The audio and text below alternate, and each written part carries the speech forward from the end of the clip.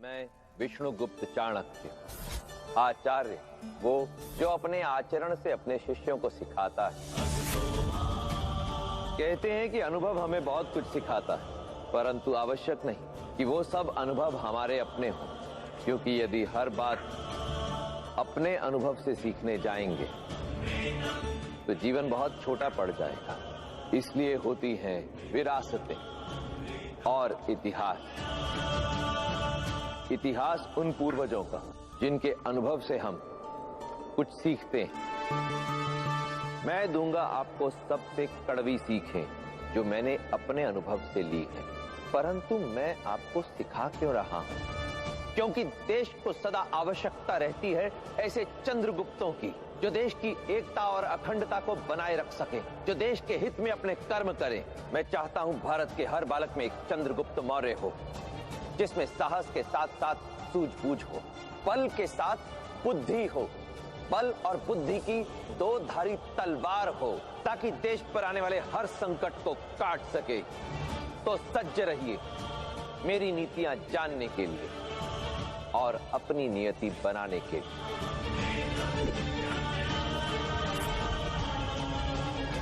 नीतियां मेरी, नियति आपकी। सत्य बोलो, सदा शुद्ध एवं सरल जीवन व्यतीत करो। ये सीख आप बचपन से सुनते आ रहे हो, परंतु मैं कहूंगा कि शुद्ध एवं सरल जीवन व्यतीत करने के साथ साथ सावधान भी रहो। आंधी चक्रवात की मार हो या मनुष्य का प्रहार, जो वृक्ष सीधे तन कर खड़े रहते हैं वो सबसे पहले गिर जाते हैं, लेकिन जिन्हें आंधी के समक्ष झुकना आता है वे बच जाते हैं।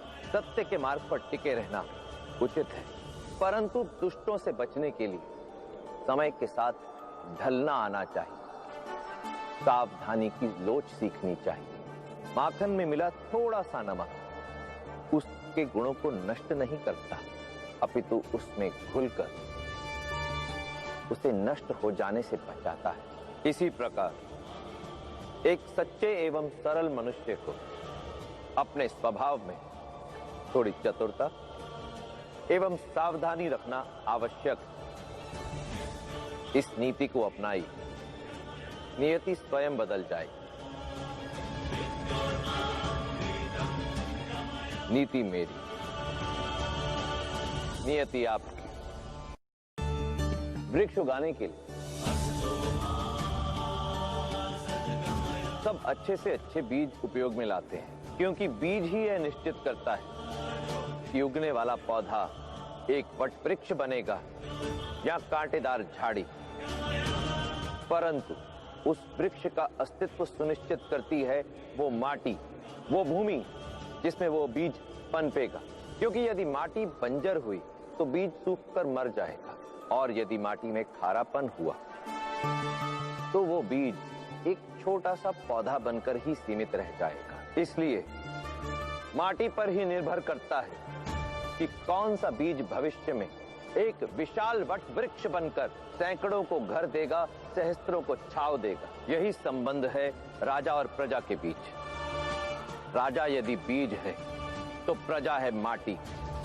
इसलिए यदि श्रेष्ठ शासक से उत्तम शासन पाना है तो प्रजा को स्वयं सावधान रहना होगा, निरंतर स्वयं पर कार्य करते रहना होगा, क्योंकि राजा इसी राज्य से बनता है। इसलिए आवश्यकता राजा से अपेक्षा की नहीं है, आवश्यकता है स्वयं की कर्म परीक्षा की। नीति मेरी, नियति आपकी। भय यदि मन के भीतर ही रहे तो प्राणों की रक्षा करता है, परंतु यदि वही भय मन से बाहर आ जाए तो प्राणों का शत्रु भी बन जाता है। संसार का सबसे भयंकर जीव होता है सर्प, परंतु यहां यह जानना भी आवश्यक है कि सर्प एक अत्यंत भीरू प्राणी भी होता है। छिप कर रहता है, झाड़ियों में विचरण करता है, कभी स्पष्ट रूप से सामने नहीं आता। परंतु एक विचित्र तथ्य यह भी है कि सभी सर्प विषैले नहीं होते, ना ही हर किसी को सर्प डसता है। फिर भी सब सर्प से भयभीत रहते हैं। क्यों? क्योंकि सर्प को फुंकारना आता है। इस प्रकार अपने भय को ही अपनी शक्ति बनाकर वो कई द्वंद्व जीत जाता है, स्वयं को सुरक्षित रखता है। भयभीत होना कोई बुरी बात नहीं, परंतु भयभीत होने पर भी अपने भय को अपने शत्रु पर प्रकट मत होने दो, क्योंकि हर युद्ध लड़कर नहीं जीता जाता। कुछ केवल शक्तिशाली होने का अभिनय करके भी जीते जा सकते हैं। नीति मेरी, नियति आपकी। जीवन में आपने कितने लक्ष्य साधे होंगे, परंतु प्रश्न यह है कि विफल कितने में हुए। विफल होने पर मन में यह विचार अवश्य आता होगा कि परिश्रम किया, दृढ़ निश्चय रखा, तो फिर विफल क्यों हुआ। इस प्रश्न का उत्तर जानने के लिए एक प्रश्न अपने आप से पूछिए कि जिस योजना को लक्ष्य साधकर आगे बढ़े थे, उसका भान किस किस को था। पपीते के वृक्ष पर जब फल आते तो उसे कपड़े से ढक दिया जाता है। ऐसा इसलिए करते कि कहीं उसकी रंग और गंध से कीट और पक्षी आकर्षित होकर उसे खा ना जाए। इसलिए यदि फल का आनंद लेना है तो उसे गुप्त रखना होगा। सफल होने के लिए केवल परिश्रमी होना ही पर्याप्त नहीं है। यदि लक्ष्य की प्राप्ति करनी है तो उस योजना को गुप्त रखना होगा जिससे आप लक्ष्य पाना चाहते हैं। योजना जितनी गुप्त हो, सफलता उतनी ही निश्चित है।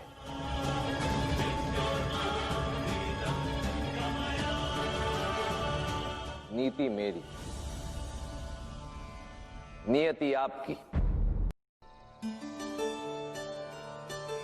रत्न यदि अपने पास हो तो आभा बढ़ाता है, परंतु यदि सामने वाले के पास हो तो आंखें चुंधिया देता है। यदि स्वयं के पास हो तो मुकुट में लगकर ऐश्वर्य बढ़ा देता है,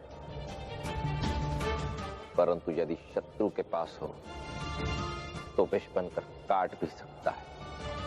बुद्धिमान एवं उत्तम व्यक्ति भी हीरे के समान होते हैं। यदि अपने पास हो तो अमृत, यदि शत्रु के पास हो तो विष। इसलिए श्रेष्ठ मनुष्य मिलते ही उसे बिना विलंब अपने पक्ष में कर लो और फिर कभी जाने मत। नीतियां मेरी, नियति आपकी। मैं